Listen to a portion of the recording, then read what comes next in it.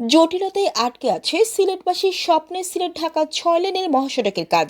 তোড়জোড় শুরু হলেও সিলেট অংশে 1.5 বছরের অগ্রগতি মাত্র 12%। জমি অধিগ্রহণ জটিলতায় ধীর গতিতে এগোচ্ছে কাজ। এতে দুর্ভোগের পাশাপাশি ব্যবসা বাণিজ্যেও নেতিবাচক প্রভাব পড়ছে। যদিও কর্তৃপক্ষ বলছে সমস্যার সমাধান করে কাজের গতি বাড়ানোর চেষ্টা চলছে। বর্তমান সিলেট ঢাকা মহাসড়কের দুপাশে ব্রিজ কালভার্ট সহ নানান উন্নয়নমূলক কাজ চলমান। মূলত প্রাথমিক এই কাজের মধ্য দিয়ে সূচনা হয় সিলেটবাসীর স্বপ্নের 6 লেন প্রকল্পের। এই সড়কটি রাজধানী ঢাকা ও প্রধান বাণিজ্যিক শহর চট্টগ্রামের সাথে সিলেটের যোগাযোগের অন্যতম মাধ্যম।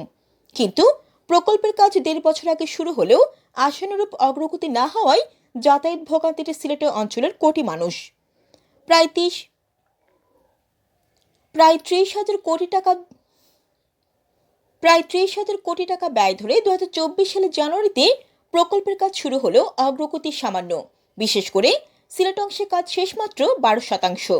তবে সকল জটিলতা নিরসন করে আগের চেয়ে গতি কিছুটা বেড়েছে বলে মন্তব্য প্রকল্প সংশ্লিষ্টদের।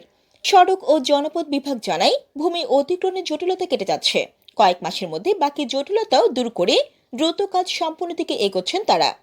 ঢাকা সিলেট 6 লেন প্রকল্পে সিলেট অংশের প্রজেক্ট ম্যানেজার দেবাশিস রায় বলেন, 2023 সালের মার্চ ও মে মাসে আমরা যেটা শুরু করেছিলাম এগুলো বলা যায় এখন পর্যন্ত 12% অগ্রগতি। সবাই জানেন যে আমাদের ভূমি অধিগ্রহণ নিয়ে জটিলতা ছিল, কিন্তু নতুন জেলা প্রশাসক আসার পর নিজে সাইট ভিজিট করে সেসব জায়গায় স্থাপন কিন্তু নতুন জেলা প্রশাসক আসার পর নিজে সাইট ভিজিট করে যেসব জায়গায় স্থাপনা নেই সেগুলো বুঝিয়ে দিয়েছেন। সিলেট সহযোগী নির্বাহী প্রকৌশলী আমির হোসেন বলেন, ঢাকা সিলেট অংশের 17টার মাঝে 11টি ভূমি মন্ত্রণালয়ে অনুমোদিত হয়ে গেছে। এদিক থেকে ঢাকা সিলেট অংশের অগ্রগতি সন্তোষজনক।